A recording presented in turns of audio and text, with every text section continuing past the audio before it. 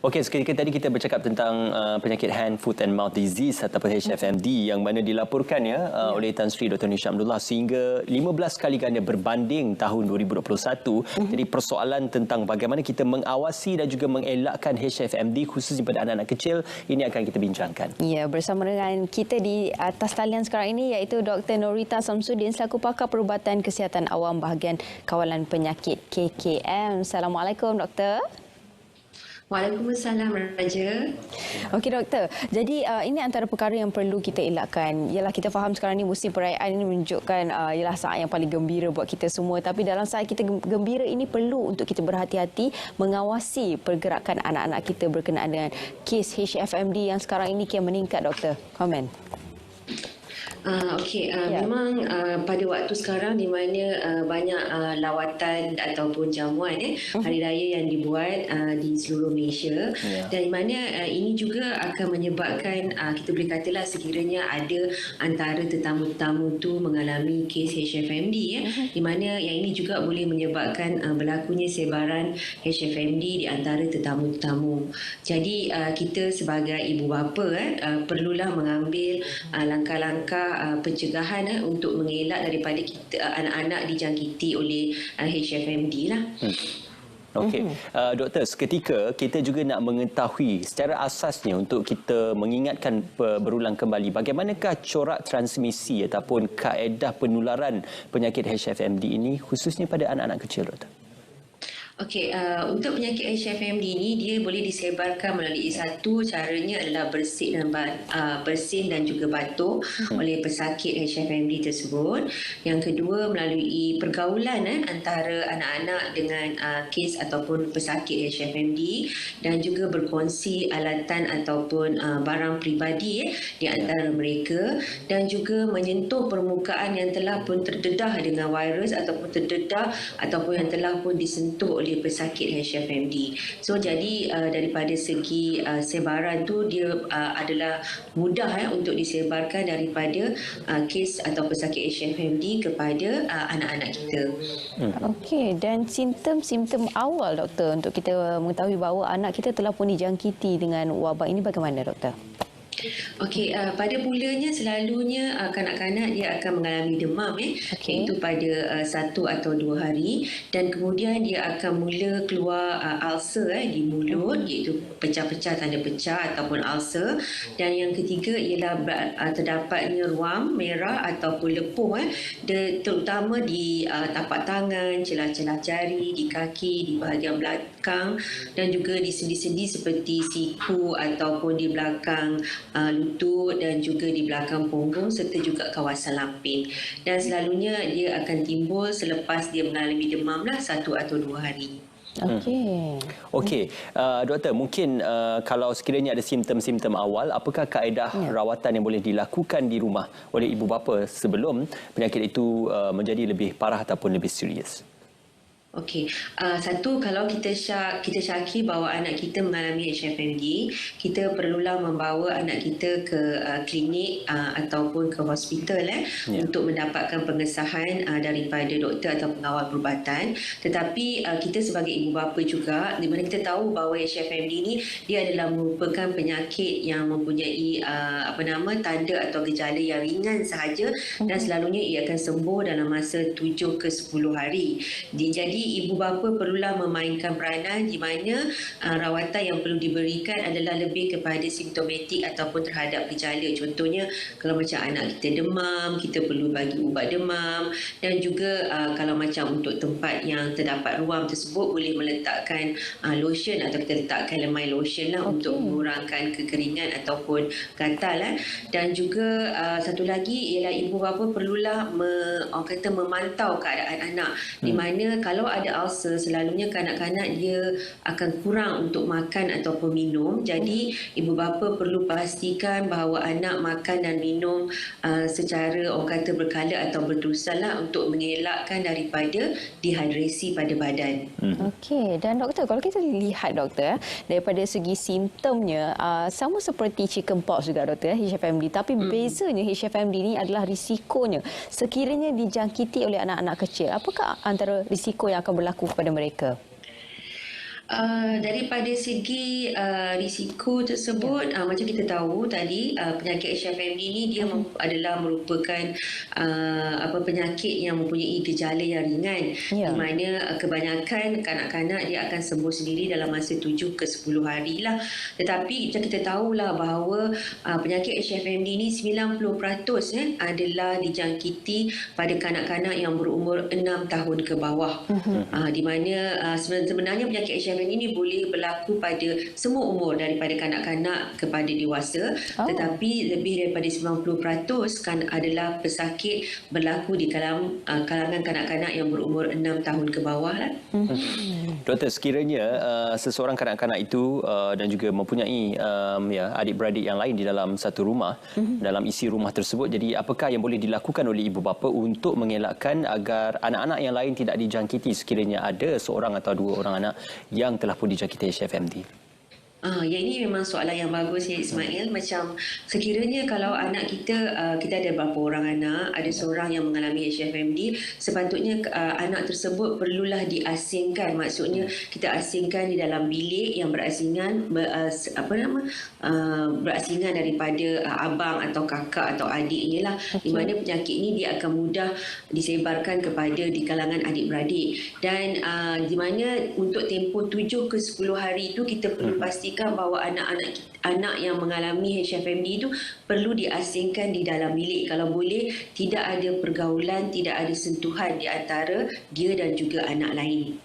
Okey, dan dari segi diet ataupun pengambilan makanan pula bagaimana doktor ketika mereka dijangkiti HFMD? Okey, kalau untuk HFMD ni kita untuk satunya memang kita tidak ada pantang, tapi cuma kita pastikan bahawa anak yang mengalami HFMD ni perlu diberi makan dan terutamanya minuman lah. Satu, di mana kalau kita tahu bahawa kita sekiranya kita ada ulcer mulut, tentu kita akan mengalami kesakitan ketika makan dan juga minum. Jadi kita kena perlu beri minuman yang sejuk lah. Contohnya macam air yang sejuk, aiskrim, di mana kita perlu galakkan untuk anak makan pada masa tersebut. Maksudnya apa sahaja makanan yang boleh dia makan ataupun dia boleh tolerate, kita perlu galakkan lah.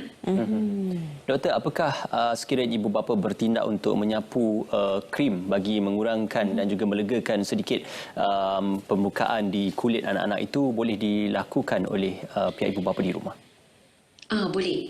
Di mana kalau untuk ruam dan juga lepuh, kita boleh letak krim lah untuk mengurangkan daripada segi mungkin kesakitan ataupun rasa macam, sebab kalau macam dia ada lepuh tu dia akan rasa pedih lah. So kalau macam calamine dia ada krim ataupun dia ada lotion, so kita boleh menggunakan lah, ataupun lain-lain krim yang dipikirkan sesuai lah. Cuma kalau kita ni tidak boleh, kita tidak galakkan untuk pecahkan lah sekiranya ada lepuh pada tangan atau kaki. Antara jenis-jenis krim ataupun lotion yang dicadangkan ataupun digalakkan, doktor? Okey, kalau untuk krim itu sebenarnya saya rasa farmasi boleh suggestkan lah. Tapi kalau macam yang untuk biasa, sekiranya kegatalan, kita boleh menggunakan calamine lotion ataupun calamine cream lah. Dan adakah potensi yang tinggi, doktor, sekiranya anak-anak telah pun dijangkiti oleh HFMD dan kemudian dah kembali sembuh, alhamdulillah, dan adakah potensi tinggi untuk mereka dijangkiti kembali? Okey, macam kita sepatutnya kita tahu bahawa macam HFMD ni dia disebabkan oleh kumpulan enteroviruses, di mana majoriti untuk HFMD ni dia disebabkan oleh Coxsackie A16 ataupun enteroviruses 71 atau EV71 di mana kalau kita tahu dia bukan sahaja disebabkan oleh dua virus ni, tapi kebanyakannya disebabkan oleh dua virus ni. Dia disebabkan juga oleh virus yang lain di dalam enteroviruses. So maksudnya sekiranya pesakit pernah mengalami HFMD disebabkan oleh satu virus yang lain, dia boleh dijangkiti oleh virus yang lain juga. Maksudnya kes HFMD ini boleh berulang di dalam kalangan kanak-kanak. Untuk penjagaan kebersihan khususnya di tempat tidur dan juga tempat yang mungkin dipegang ataupun disentuh oleh anak-anak ini, bagaimana kaedah penjagaan yang lebih baik untuk anak-anak yang mendapat HFMD? Okey, kalau ada kes ataupun ada anak kita yang mengalami HFMD di rumah, kita perlulah kerap actually untuk melakukan nyah kuman atau basmi kuman pada permukaan-permukaan yang telah pun disentuh oleh anak kita yang mengalami HFMD tersebut. Dan kita kalau boleh kena lakukannya sekurang-kurangnya sekali lah, tapi kalau kita galakkan untuk 2 kali lah, di mana kita perlu melakukan pembersihan menggunakan pencuci yang berasaskan klorin lah. Okey, dan sekiranya anak dijangkiti seperti yang doktor telah pun kongsikan, mungkin doktor boleh kongsikan sekali lagi kepada para penonton, iaitu antara langkah pertama yang perlu dilakukan oleh ibu bapa sekiranya anak mereka dijangkiti HFMD, apa antara perkara yang perlu dilakukan. Jangan panik, yang pertama sekali jangan panik, perlu untuk dapatkan rawatan sebagainya. Bagaimana doktor? Okey. Yang pertama di mana dia untuk satu, kalau disyaki HFMD, dia perlulah pergi ke klinik kesihatan ataupun ke klinik yang berhampiran atau hospital untuk mendapat pengesahan daripada doktor ataupun pengawal perubatan. Yang kedua ialah dia untuk memastikan bahawa anak kekal di rumah, di mana dia perlu diisolasikan di rumah, tidak pergi ke tempat tumpuan ramai, termasuk juga taska, tabika ataupun tadika lah.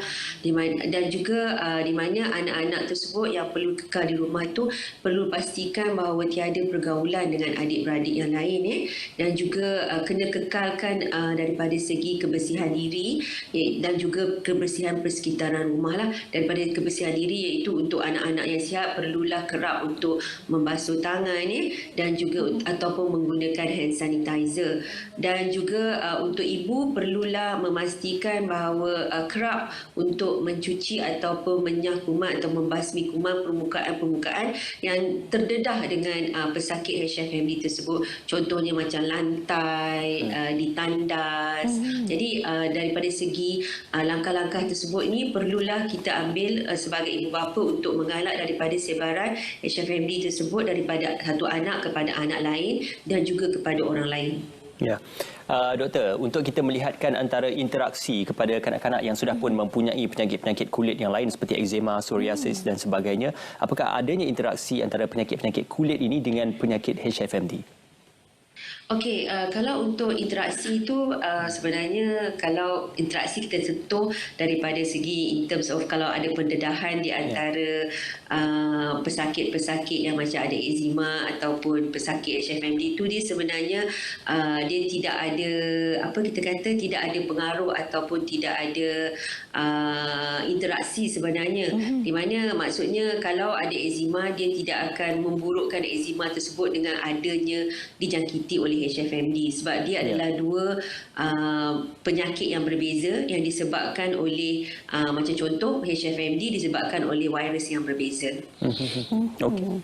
Dan sekiranya dijangkiti ni, adakah komplikasi-komplikasi yang kemungkinan berlaku, walaupun benda ni mungkinlah kemungkinan besar bukanlah ramai ataupun peratusannya tinggi doktor, tapi kemungkinan mungkin boleh berlaku kepada anak-anak kita? Okey, untuk si bilangan kecil pesakit HFMD yang terutamanya disebabkan oleh virus Enteroviruses 71 ataupun EV71, dia boleh mengalami komplikasi seperti terutamanya lah macam dehidrasi itu. Sekiranya memang kalau keadaan yang teruk, dia akan mengalami kekeringan atau dehidrasi, boleh mengalami radang otak ataupun encephalitis, kegagalan jantung dan juga mengalami kegagalan paru-paru juga. Doktor, kita juga sedang menghadapi pandemik COVID-19 pada ketika ini. Jadi apakah kerisauan antara HFMD dan juga risiko jangkitan COVID-19 juga turut berlaku dan juga hubung silang antara kedua-dua penyakit ini? Okey, kalau daripada segi macam saya kata tadi, di mana pesakit HFMD adalah disebabkan virus yang berbeza dan juga COVID adalah disebabkan oleh coronavirus yang berbeza. So dia sebenarnya tidak ada daripada segi, dia tidak kata disebabkan you akan mengalami penyakit COVID, you akan terkena penyakit HFMD. Tidak. Di mana sekiranya kita terdedah kepada adanya kes HFMD, dia boleh akan menyebabkan kita dijangkiti oleh HFMD lah. So maksudnya dia tidak lagi menyebabkan keadaan lebih teruk sekiranya dia mengalami dua penyakit pada satu masa lah. Okey. Dan sedikitlah pesanan kepada ibu bapa untuk kita mengambil kira kesihatan anak-anak kita, khususnya di musim perayaan ini, Doktor. Kita faham ramai yang menghadiri open house kan, Ya. bersalam-salaman antara satu sama lain. Perlu dalam masa yang sama untuk kita menjaga kesihatan anak-anak kita. Okey, satu saya rasa saya nak pesanlah bahawa untuk ibu bapa kita perlu terutamanya satu kita perlulah menjaga kebersihan diri dan juga persekitaran rumah ataupun tempat kerja. Untuk diri maksudnya kena kerap untuk kita membasuh tangan ataupun membasuh tangan dengan sabun dan juga air dan juga ataupun menggunakan hand sanitizer terutama selepas contoh macam kita bersalaman, contoh kita terdedak ataupun sentuh pada permukaan di rumah-rumah di masa kita membuat lawatan raya. Jadi kita perlulah kerap untuk membasuh tangan dan juga menggunakan hand sanitizer dan pastikan jugalah kebersihan diri dan juga kebersihan persekitaran. Dan satu lagi ialah kita perlu untuk mengelakkan daripada berkongsi alatan peribadi dengan orang lain. Contohnya macam kita perlu menggunakan ketika makan dan minum perlulah menggunakan pinggan dan juga cawan yang berasingan lah. Dan juga kalau kita syaki terdapatnya kes HFMD di tempat tersebut, kita perlu elakkanlah. Okey. Ya, terima kasih Doktor atas perkongsian dan juga saranan yang diberikan. Itu dia Dr. Norita Samsudin, pakar perubatan kesihatan awam bahagian kawalan penyakit Kementerian Kesihatan Malaysia. Terima kasih Doktor. InsyaAllah kita akan bersua lagi dalam sesi yang akan datang. Ya, itu dia antara tips yang perlu kita ambil tahu untuk kita sama-sama mencegah daripada HFMD terus menular di kalangan masyarakat.